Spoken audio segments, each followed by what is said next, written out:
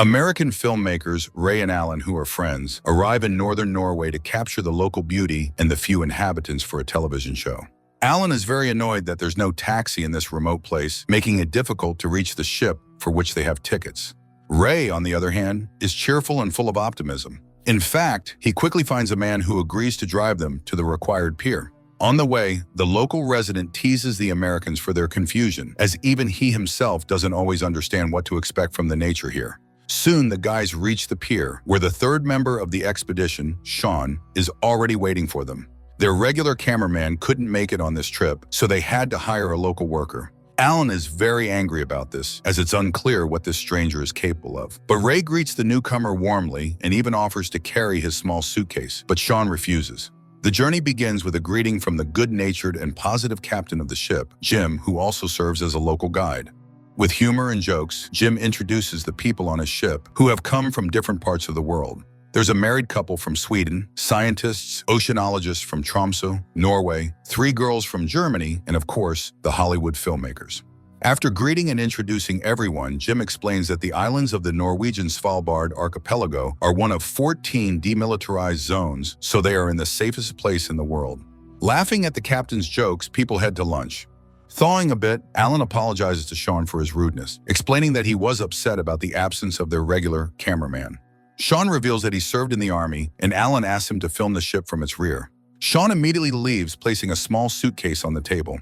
Ray approaches and opens the lid, revealing some unknown device. He takes out a pair of headphones, puts them on, and hears the sounds of the ocean and whale songs.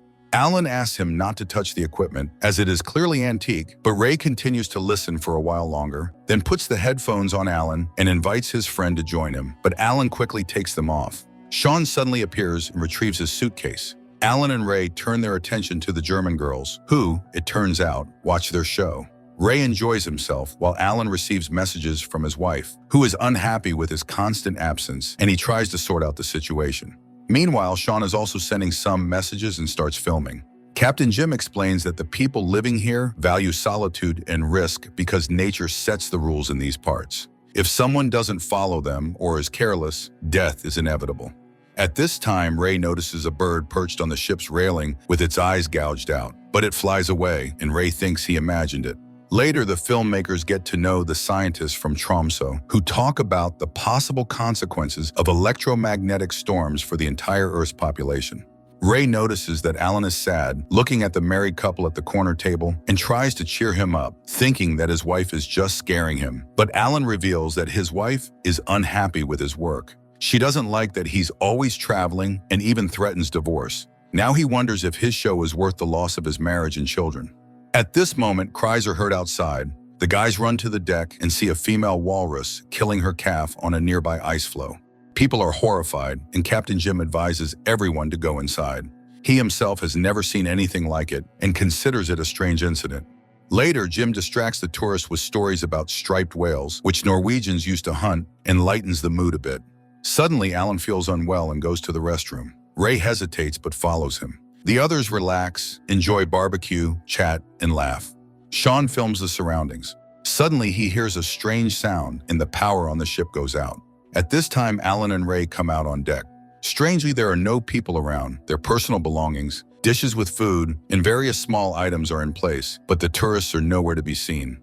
The men go to the bridge, but Jim is not there either. Worried, the guys search the ship, but it's completely empty. Ray starts to recall the situation and realizes that everyone disappeared when the ship lost power. Sean approaches them, saying that he was also in the restroom. He doesn't believe that the people disappeared and even suspects his friends of playing a prank. But the guys are too serious, and the cameraman goes to check the engine room. There's no one there either. After making sure of this, Sean tries to contact someone by phone, but it doesn't work. Meanwhile, Alan is rewatching messages from his children when suddenly he vomits blood. The man is worried but doesn't show it. Ray tries to contact someone by radio, but it only emits static. Nevertheless, he reports everything, hoping that someone will hear him. Then he sees a village on the shore and tells his comrades about it. Sean suggests that all the passengers and crew have gone there and prepares a boat. Meanwhile, Alan inspects the belongings of the missing tourists on deck, finds a camera, and puts it in his pocket. Ray notices blood on his t-shirt and sees a wound on his neck, but Alan doesn't remember where and when he got it. Ray takes him below to wash and bandage the wound. Later, they go out on deck and see Sean packing things into the boat. A rifle is slung over his shoulder, which surprises Ray. Nevertheless, they board the boat and sail to the shore. After landing, Sean asks the men to stay together, fearing the many bears in the area. They head towards the houses, but everything is deserted. It becomes clear that this is an abandoned town, built by Soviet workers during the USSR era. Soon they find an intact-looking sports complex building and explore it. After wandering through the empty quarters, the men find themselves in an empty swimming pool. Ray suggests returning to the boat, as at least there they have food. But then they hear a strange sound, similar to a growl, and follow it to find a dying deer. The guys return to the gym. Ray again suggests returning to the boat and trying to get somewhere. But Alan doesn't believe in a happy return. He even thinks that they are in the afterlife and doesn't understand why they are still here. After an argument, the men go to explore the village, but no one responds to their calls. Suddenly, sounds come from one house, and the guys run there and find a working TV. It shows nothing, but someone must have turned it on, right? Furious, Ray smashes the device while Alan finds a wound on his leg. And again, he can't remember where and when he got it. The man stays in place while his colleagues go to explore. He comes across a book, and after reading a few lines about always moving toward a goal rather than sitting still, Alan pulls out a flare gun from his backpack, stands up, and steps outside. Soon he finds an old cemetery. On one tombstone, there's a photo of a man and his two children, which horrifies Alan. He leaves the village and suddenly encounters a wounded polar bear. However, Alan remains calm, reminding the animal that they are companions in misfortune, and the bear leaves. The man returns to the village. Meanwhile, Sean tells Ray that he came here because of a girl. Ray suddenly admits that he has always feared responsibility and remembers his long-dead sister.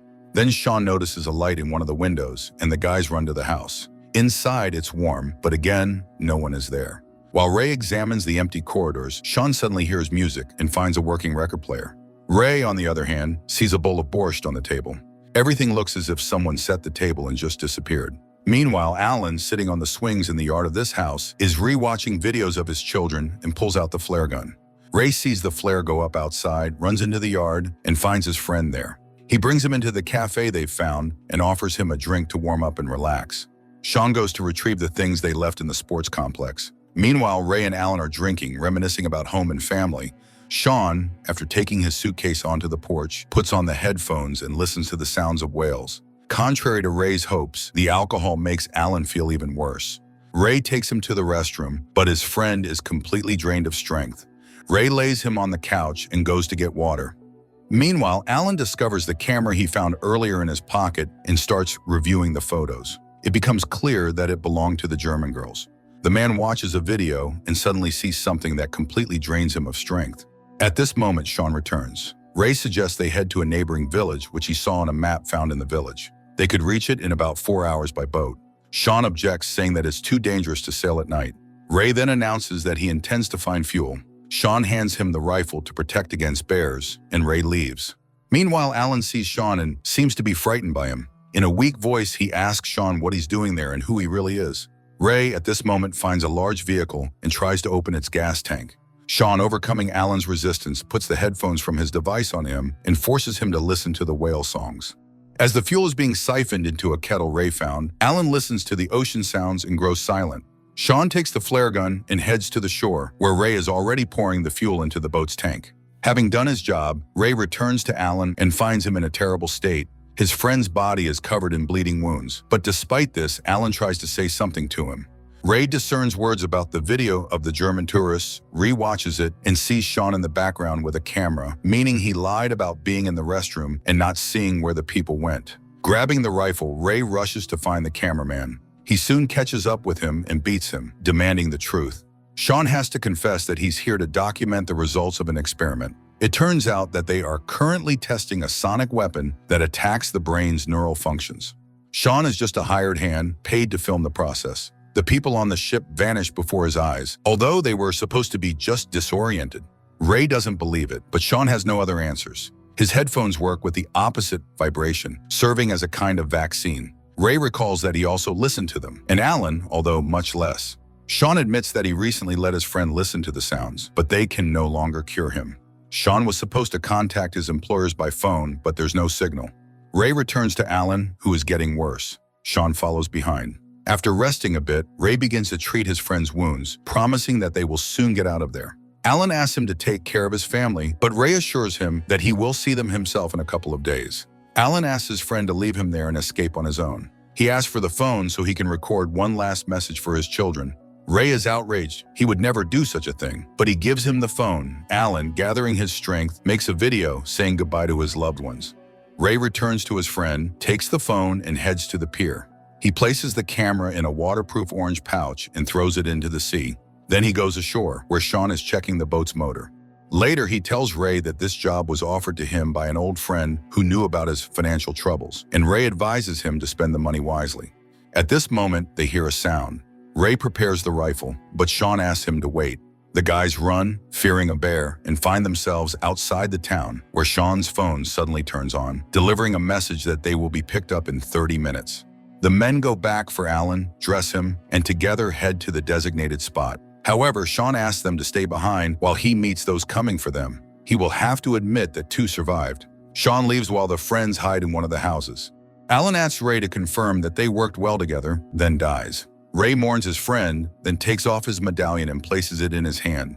At this moment, Sean is killed by an unseen assassin. Ray hears the sound and grabs the rifle. Suddenly, the phone on the wall rings, but Ray doesn't answer. The ringing echoes through the dead town as the man hides from those who were supposed to save them. After the credits, footage shows the orange pouch with the camera floating in the sea. The plot, which started so intriguingly, ends up leading nowhere. The mystery turns out to be painfully simple, and the characters meet an expected demise.